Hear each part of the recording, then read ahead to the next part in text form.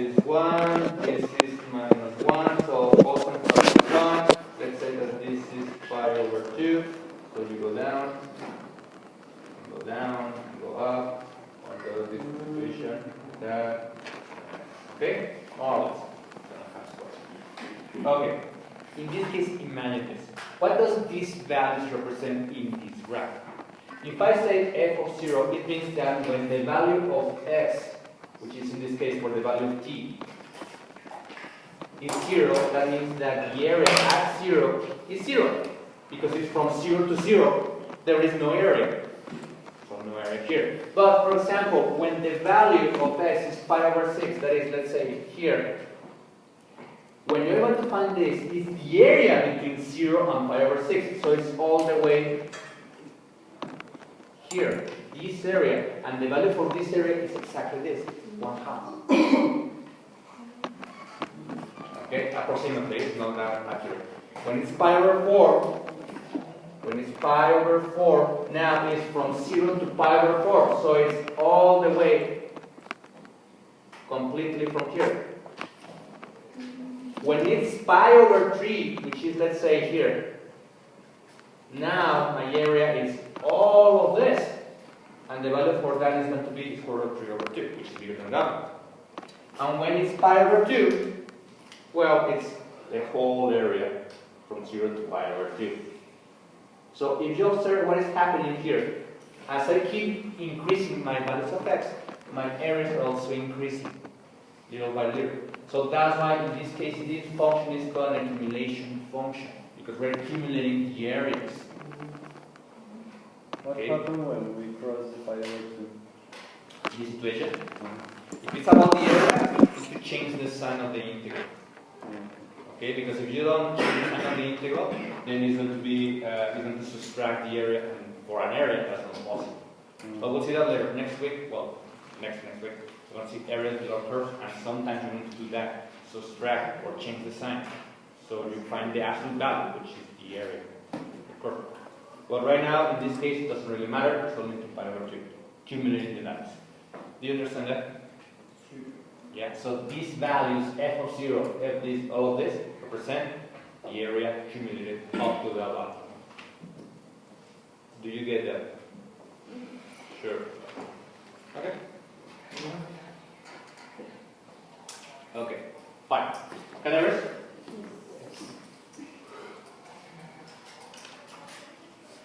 And can you get the area between pi over 6 and pi over 4, for example? Yeah, but I will need to, in this case, change the value, no longer 0. From pi over 6 to pi over 6 to pi over 4, for example. But we'll do that later. Okay, in this case, the idea is that we have a certain constant up until a certain value that is going to start changing the values. Okay, the second part. The second part is this, the second theorem, the second fundamental theorem, calculus. In this case, if the function f is continuous on an interval I and should be a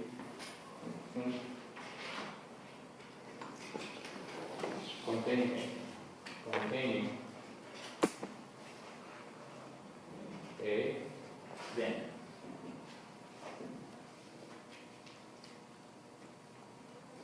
the derivative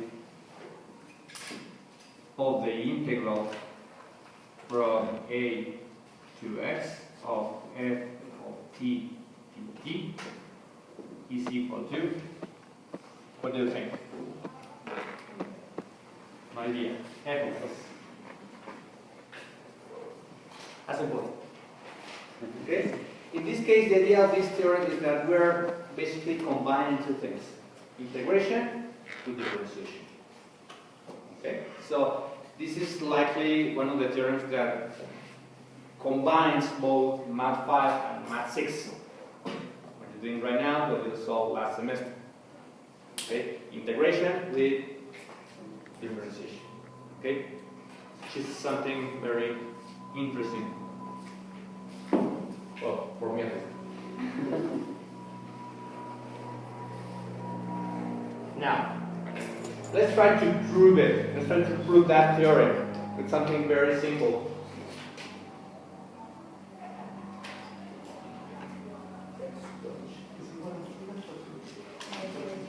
Imagine this. We have an integral from a to x of f of t dt. In this case, suppose or assume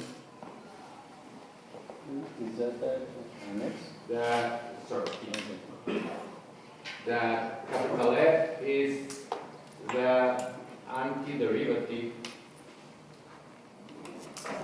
of f. If we have an integral from a to x of f of t dt, if I want to integrate that, if I know that the capital F is the antiderivative of f, what will be the answer? F of t evaluated from a to x. Okay, this is explanation, not a theorem. This is explanation. The antiderivative of f is this one, so when I integrate this one, I take this, right? Yeah? Okay. From a to x. If I evaluate that, then I have f of x minus f of a. Yes or no? Good. Now imagine that I want to find the derivative of that. Tell me, if f, capital F, is antiderivative of this f, then this one is one of this. The derivative. So, if I find the derivative of capital F of x, what do I get? F of x. This capital F of a is what? It's a constant. Yeah, so the derivative of that is going to be 0. So my final answer is going to be f of x. Yeah, you get that? Okay. This is a practical explanation. There's a little more complicated explanation, but this is. Okay. Now, some examples. Imagine that I want to evaluate d over dx of the integral from 0 to x 5t squared dt. In this one, for example, if we follow the theorem, what's the answer? T, no? 5x squared. 5x squared. Directly. 5x squared. That will be the answer. Directly. Using the theorem. But if you don't see why, let's try to do it. The derivative of what's the integral of 5t squared? No. 5t to the cube over 3 evaluate from 0 to x. So the derivative of 5 what? X to the cube over 3 minus 0. Yes or no? The derivative of 5x to the cube over 3 is what? 15x squared over 3, which is equal to?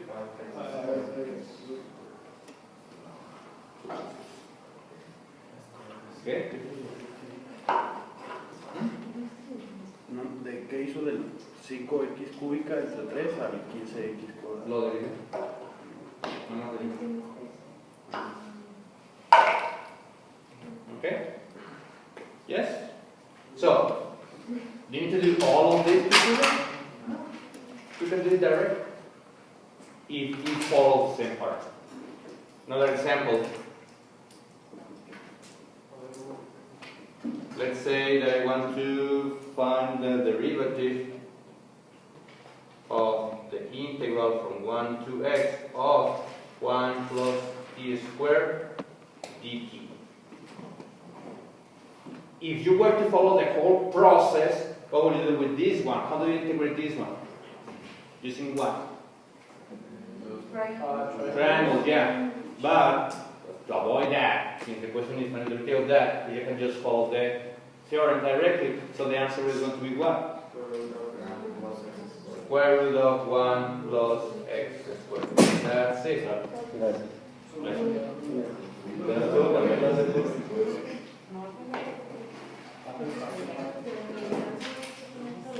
¿Y en alguno va a cambiar? O sea, entre una y una que se Entonces, básicamente es cambiar las tres por las hechos.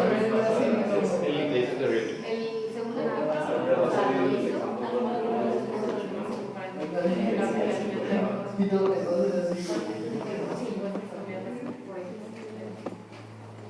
Yeah? Questions? ¿Tampoco se le pone el la C? No. It's already a different integral. Profe, ¿yo cómo le dio 15x cuadrado? The derivative. Griego. The derivative. Okay. Yes? Very simple, right? Okay, we'll see.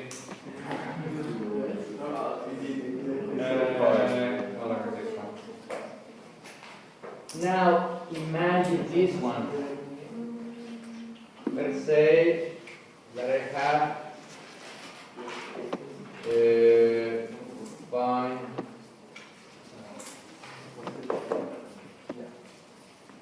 f prime of x if f of x is equal to integral from pi over 3 to the cube cos t. Again, cos 1 pi squared. Okay. In this one, what is different? Number one, the question. It says find the derivative if the function f of x is that. But it means the same thing. It means find the derivative of the integral. It means the same thing. Okay, it means the same thing. Second thing that is different. The upper limit is not just x, it's x to the cube. It's a function of x. So, will you apply the same theorem just like that? Not quite. There's a little difference. To understand what I wanted to do, let's try to do it with a long process. Let's try to find first this integral. Integral from pi over 2 to x to the cube of cosine of t dt. Integral of this? Sine of t from pi over 2 to x to the cube. So evaluate that. It's going to be sine of x to the cube minus sine of pi over 2. Sine of pi over 2 is what? 1. So sine of x to the cube minus 1. What's that? That's f of x. If I want to find the derivative of that, that is the derivative of sine of x to the cube minus 1, what do I need to do? Apply what? Chain rule. Yeah. So the derivative of sine of x to the cube would be 3x squared times cosine, just cosine, minus 1 derivative 0. So that's my answer.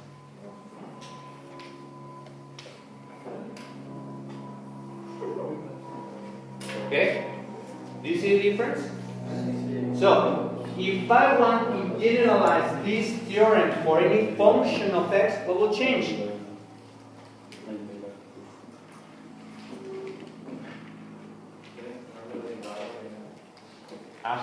Exactly. I want to find the derivative, but this time I have an integral from a constant to a function g of x instead of just x. F of t dt. So it's going to be what? It's g prime of x, yeah, times f of g of x.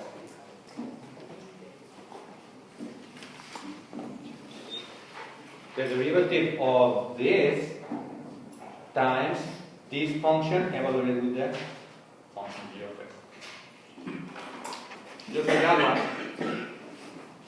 If I were to call this one g of x, this one is g prime of x, and this one is f of g of x.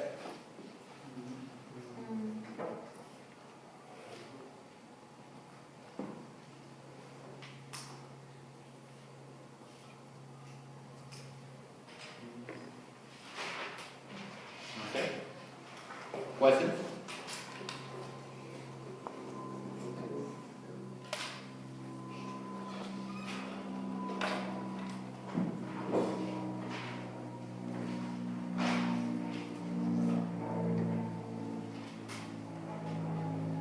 Entonces esa fórmula que acaba de escribir, que es fácil, la podemos usar para hacer todo esto.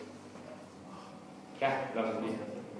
That's me. In this case, I just apply the whole process so you can see how to generalize it. But yeah, you have that one, you have this one, boom, boom, answer this one. Put another example.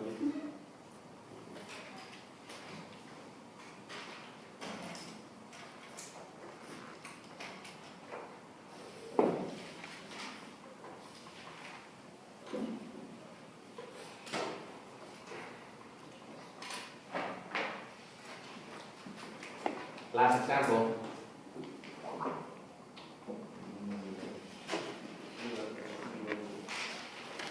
Let's say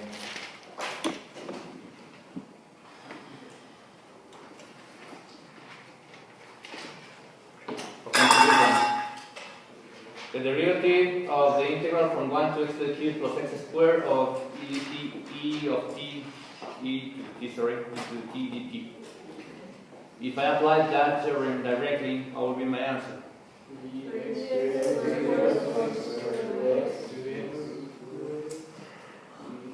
Times E x cubed plus x.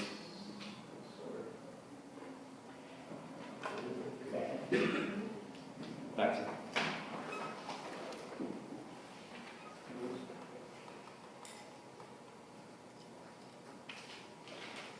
Like I told you, it's very simple. It's a very simple topic, but a lot of explanation, yeah, but it's simple.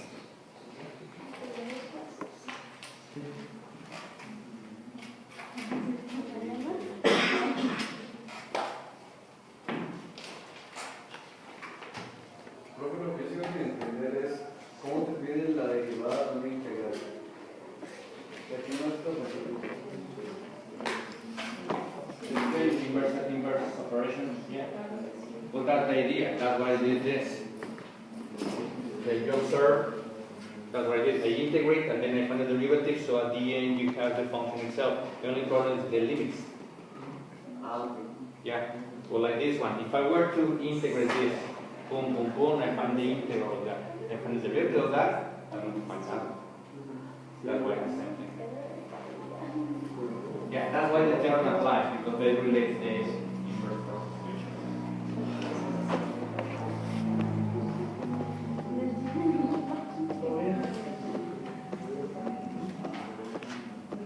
Okay, let's start with activity together.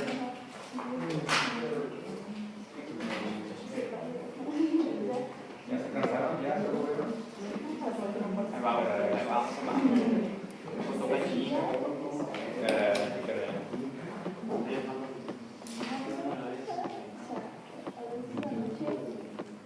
Fine.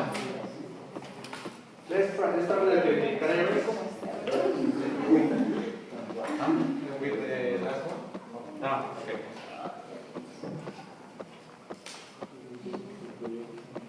Profe, ¿qué pasaría si en este tema en el límite de abajo no es 1 o 0? O sea, que sea un número que sí tengas que evaluar. O sea, que no se elimine, es fácil. If you find the derivative, it doesn't become 0. For example, in this one, is pi over 2. But even if you get sine of pi over 2 and you have an answer which is 1, and you put the derivative, it becomes 0. Y si tuviera x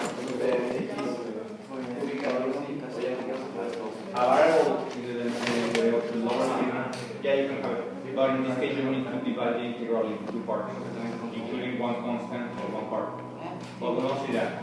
That's ridiculous. But yeah. But yeah, the situation would be like that. So you need to find a value inside that interval and divide the integral in cube. Let's say from, you say x to the cube to the value plus the value to the other limit. So you have 2 integrals and translate. Okay. Lo vamos a enseñar.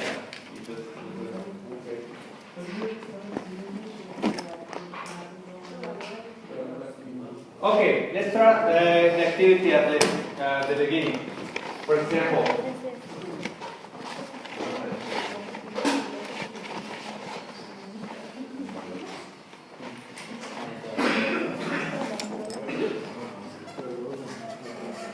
in the first one, it says you have given the function f of x is equal to the integral from 0 to x of g of t dt, and the function g of t is defined by this graph. And the question is evaluate f of 1, evaluate f of minus 1, find f prime of x and justify the answer. And it's another question. What would you do if the question was evaluate f of 1? Not g of 1, f of 1. What does that mean? Remember, this graph is not f, this graph is g. But f of x is the integral from 0 to x and 0 to t. La fórmula de GDT y luego de Formula, no, not so much, because in this case you don't have the function, you have the graph of the function. So you need to understand the meaning behind it. What does the integral represent? Just the graph? No, the whole integral, not just g of t. G of t is the graph, but the whole integral. What does it represent? What? The area, yes. The area. So in this case, this represents, in this graph represents the area. Yeah. But it says from 0 to x. From 0 to whatever value of x I need to use. But the question is f of 1. So what does that mean? Exactly. So what this means, A, is f of 1 given what the integral from 0 to 1 of g dt. So what do I need to do? Do I have the function to integrate? No. But I have the graph. Is that enough? Yeah. I need to find from 0 to 1 this area. And what's that? A triangle. A triangle. Yeah? So in this case, for example, directly 1 times 1, 1 divided by 2, 1 half. So the answer is 1 half. Directly. Yeah. What about B? B says evaluate f of minus 1. What does that mean? So now you need to use this part here. How do I find that value? It's not a triangle anymore. How do I find that area? What figure is that? What figure is this one? And how do I find the area for that? No puedes sacar el triángulo completo y luego el chiquito y descárselo. Happily. Yeah, that's another option. But, question. Do I know where this value is going to be? Because I need that value to find the area of the small one or the big one. What? Con lo que hicimos otra vez, ¿no? Con otra gráfica. De las dos. Pero tienes el dedo de abajo. Es un medio. Sí, es un medio, pero ¿por qué? Okay. In this case, yes, it's 1 half because it has in the middle, and yeah, you can see it directly on the slope. But imagine that this point is a little over that or below that. What will be the process to get there? Get the slope. Okay, so this is the whole process. Yeah, I know it's 1 half. Yeah, I know from this line, this is from to 0, this is half of it. Yeah, I know that. But assuming that it's not as exact as possible, what do you do? Find the slope, find the equation. Okay, so in this case, for example, for this line, what's the slope? This point here is what? 0,1. This point here is what? Minus 2,0. So it's what? 1 minus 0 over 0 plus 2 equal to 1 half. That's the slope. For the complete line, 1 half of x plus 1. Are you following me? They're white. They're white. This case is clear that is not 1. So, for the minus 1, when x is equal to minus 1, what's the value of y? 1/2 times minus 1 minus 1/2 plus 1, 1/2. So yeah, this value is 1/2. So now you know exactly what's going on. So how do I get the area then of this? You could use triangles, but in this case, let's try to find the area for this figure, the trapezoid. What was the formula?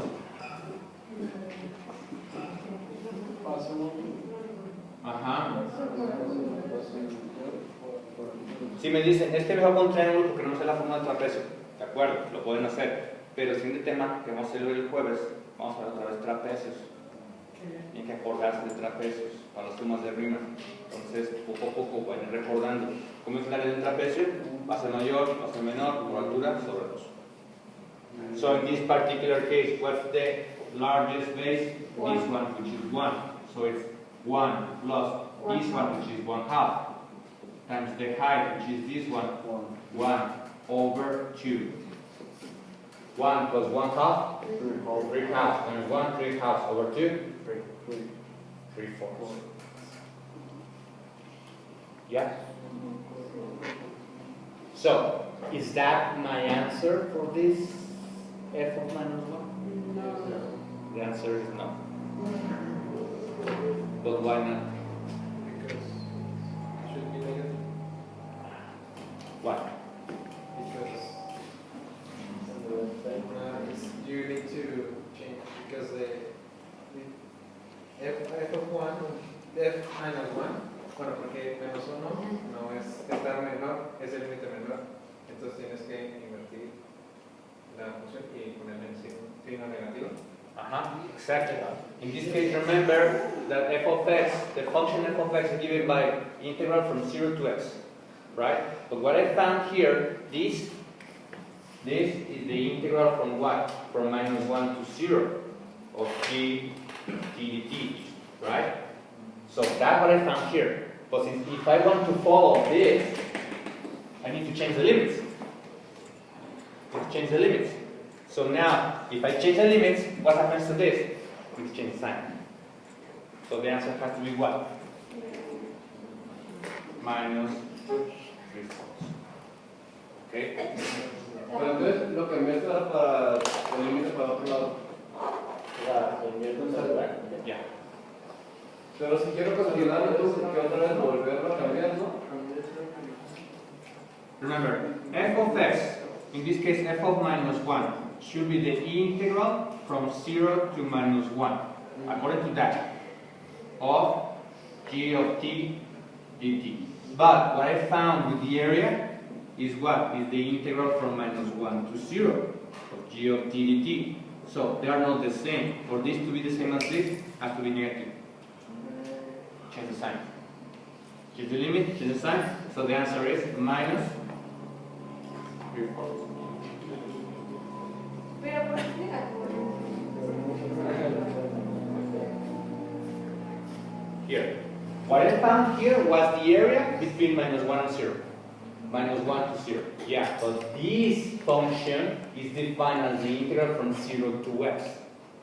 Okay? So, if this is the definition for this, and what I found was 3/4, which is from minus 1 to 0, for this to be equal to this, I need to change the sign. Why? These are the properties. The other class, remember? Yes. The property said that you have from a to b of f of x dx is equal to the negative of b to a of x dx. Dice también porque como estás empezando en 0 y te está yendo a la izquierda, es negativo. Yeah, in a way. Remember that in this case, the definition of an integral is going to be defined as a number. In general, an application is an error, but as a number, it's also subject to the signs. Okay? Questions? No? Sure? Yo no entendí cómo supiste que 3/4 era lo de 0, lo de menos 1 a 0. Porque estoy buscando esa área. El trapecio. por lo que apliqué la fórmula de la trapecio. Encontramos la base mayor, que es esta, base menor, que es esta, como que no queda un medio, por la altura del trapecio entre dos. Y ese es el área entre menos y 0. Y el área, por ser área, es positiva, 3/4, por ser área. Pero por ser una integral, está sujeta a los cambios de signo. Como la integral va de 0 a x, esta, tengo que cambiar los links, cambian el signo, por el cambio de valor. Entonces, pero ¿cómo sabes que está checando de menos 1 a 0? Because in this case it's asking for what? F of minus 1. F of minus 1, so it's from 0 to minus 1. But it's not possible to say 0 to minus 1. Area is always from this side to that side. Okay?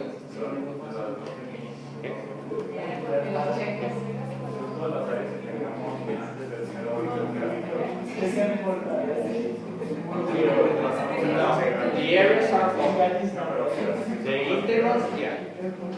Because of what? Of this definition. Of this definition. So the function is defined as this. Si tuviéramos la definición como x abajo 0 arriba, todas las integrados serían acá. The integrals. Yeah. Okay. Yeah? Okay. Last one, it says, well, see, it says find f prime of x and justify your answer. Well, that's easy. What's the answer? The second theorem. G of x. G of x. Now what it's asking is, give me the derivative of the integral from 0 to x g of t dt. So the answer is what? G of x. G of x. Okay? And, oh, that's another question and that's it. Evaluate f double prime of 2.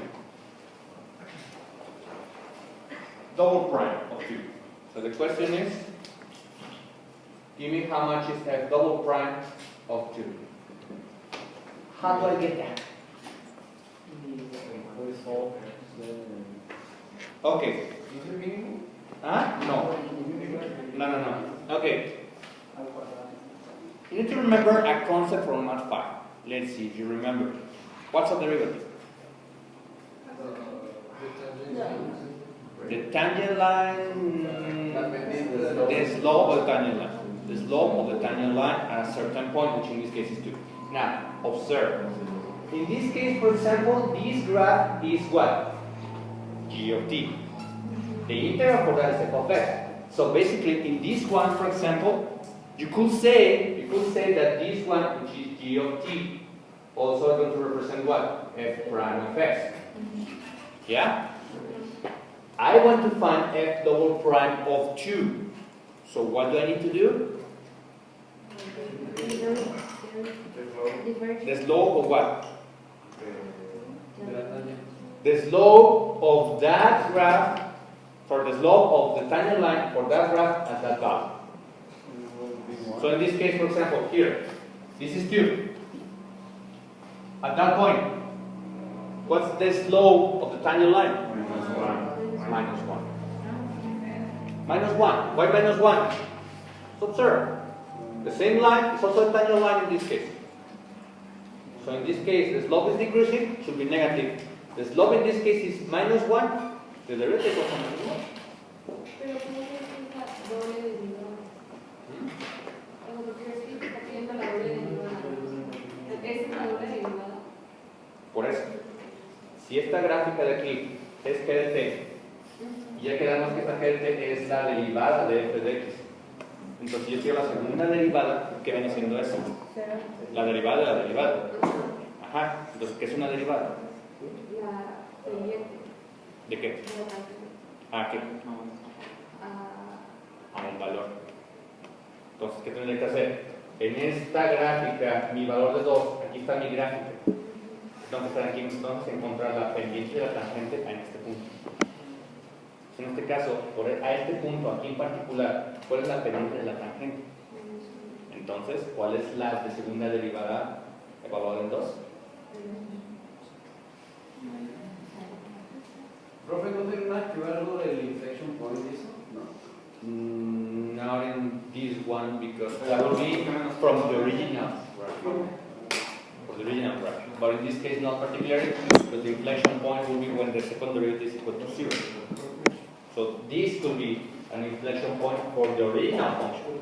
So that's not the question. Yeah. Por ejemplo,